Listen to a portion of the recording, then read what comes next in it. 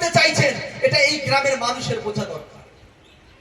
যেখানে আমরা নাম গান কীর্তনের ধুলায় গড়াগড়ি দিয়ে কাঁদবো তো কাঁদ, জম্মের কাদা কাঁদবো, সেখানে আজকে এরকম চেতনা শিবির কেন? উনি বোঝাতে চাইছেন যদি আপনারা আজও যদি আপনাদের জ্ঞান উন্মোচন না হয়, তবে ওই যে মায়ের স্তনটাকে খুকলে নিচ্ছে বেশি দিন নেই, কয়েকটা দিন অপেক্ষা করেন, সেটাই হবে, সেটাই হবে। কারণ আমরা আগেও আমাদের ঘরের মায়েরা ওদের ভোগের সামগ্রী ছিল, ওরা এখনো তাই করছে, এখনো তাই করছে।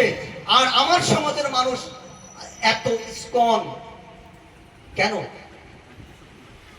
তাদের শক্তি বাড়ানোর কিসের দরকার? আপনার নিজের শক্তি বাড়াতে পারেন না, ক্ষমতা নাই, আপনার বোধে কুলায় না।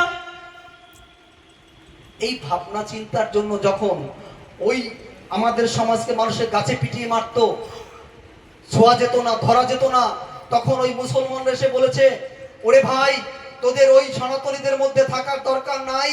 যে ধর্মের মধ্যে হিংসা, যে ধর্মের মধ্যে বিদ্বেষ, যে ধর্মের মধ্যে ঘৃণা লুকিয়ে রয়, তাহা কবু ধর্ম নয়। চলে আয়, ইসলাম মানে শান্তি।